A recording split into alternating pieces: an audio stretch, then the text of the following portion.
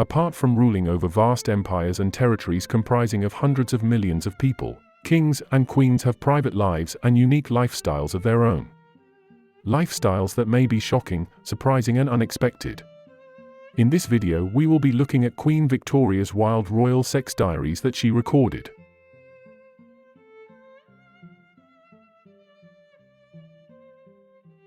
What kind of images spring to mind when you think about the sexual climate of the Victorian era? Are there such things as convenience marriages and social bartering? Perhaps a significant amount of repression?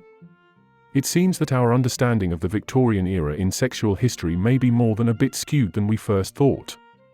We can begin to get a better idea of what women of the time really thought about sex by looking at the sexual life of arguably one of the most important figures of the time, which would be Queen Victoria herself. This will give us some insight into what women of the time really thought about sexuality. The British monarch embraced her sexuality and carnal pleasure during a time when it was socially unacceptable for women to discuss their sexual life. During the Victorian era, piano legs were regularly covered up for modesty's sake due to their vaguely phallic nature. On the night of their weddings, newlywed women were allegedly instructed to lie back and think about England. The leading physicians of the day believed that it was physiologically impossible for women to experience pleasure from sexual activity. So, it would make sense that Queen Victoria, the beloved British monarch of the time, was equally chaste and demure, that she would spend her evenings zipping herself into Hessian underpants that reached her ankles, and averting her eyes every time one of her gardeners got wet while watering the plants. This couldn't be further from the truth, as Queen Victoria, who was born almost 2 centuries ago, was a very raunchy woman. We are in possession of this information because she devoted a large portion of her time to recording it all in her diaries. In 1840, Victoria wed her cousin Prince Albert. To tell you the truth, marrying your cousin was very normal practice back then. But we won't spend an excessive amount of time concentrating on the incest in this case. Even before the two of them exchanged their vows, she was head over heels in love with the dashing Kraut. She wrote in her diary that she found him excessively handsome. According to Victoria herself, the evening of their wedding did not fall short of expectations. "I never spent such an evening.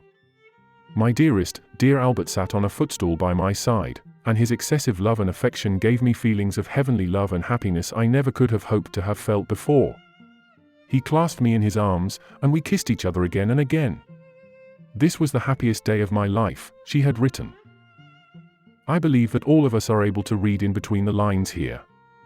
It seems that the newlyweds got it on, and Victoria had a wonderful time during her very first time rolling in the sheets. One might ask what Albert was up to when he was sitting on the footstool. There is also the following note in Victoria's diaries: "We both went to bed, to lie by his side and in his arms, and on his dear bosom, and be called by names of tenderness I have never heard used to me before was bliss beyond belief." On the occasion of her 31st birthday, she made a recording in which she said, "This day was again welcomed in by the tender love and affection of my dearest Albert." Victoria's other very thirsty reflections include this very spicy recollection: "My dear Albert came in today from the rain. He looked so gorgeous in his white cashmere breeches, with nothing on underneath." Due of the sheer lewdness of her writings, this whole thing is basically like a 19th century adaptation of 50 Shades of Grey. There is a wealth of further historical evidence that corroborates how passionate and intense the feelings were between the Queen and her prince consort for one another.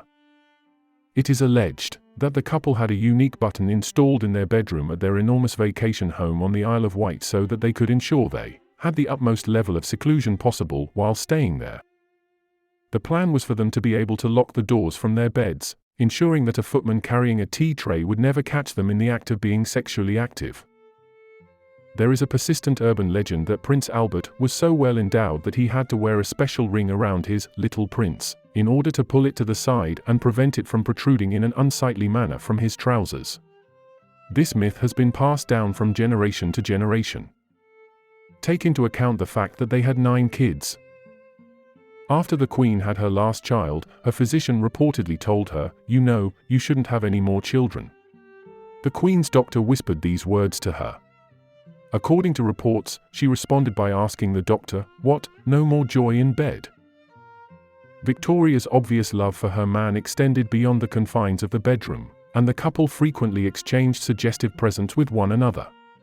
For instance, she gave him a painting by the artist Franz Xaver Winterhalter that depicts a group of bare-breasted ladies getting ready to take a bath. This painting is considered to be highly sensual. At one time, Albert came to the conclusion that the most suitable present he could give to his queen would be to order a marble statue of him posing as a sensuous Greek warrior. Later on, when Victoria realized how racy it had become, she had it transferred to a more private portion of her home on the Isle of Wight and commissioned a more modest version of it to be built, which is now part of the collection at Buckingham Palace. Unfortunately, Victoria's walkabouts with Albert came to an end in 1861 when he burst his clogs, and she was left in a state of despair after the loss of her great love. The question of what she might have done after that moment in order to sate her tremendous libido is a topic of discussion among academics. It appears that folks in the academic world are thirsty as well. However, Victoria never appeared happy in any of the photos that were taken of her later in life, and it's possible that the absence of a lover and the absence of a use for that convenient bedroom button are to blame. R.I.P. Mighty Button. Later on, Princess Beatrice, the only surviving child of Prince Albert and Queen Victoria at the time, made a shocking discovery that shatters the idea of the couple's regal love story. Princess Beatrice discovered Albert's cruel notes to Queen Victoria that shatter myth of couples' majestic love story. She had spent the years since their deaths looking over all of their notebooks and correspondences and deleting any sections that damaged their image, as a pair of absolute moral rectitude and harmony in their relationship. As time passes and history is revealed, we get to realize just how much in common we have with people in history books and archives.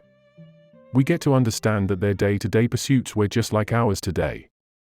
Well, we hope you found this episode interesting and insightful. And until next time, it's goodbye for now.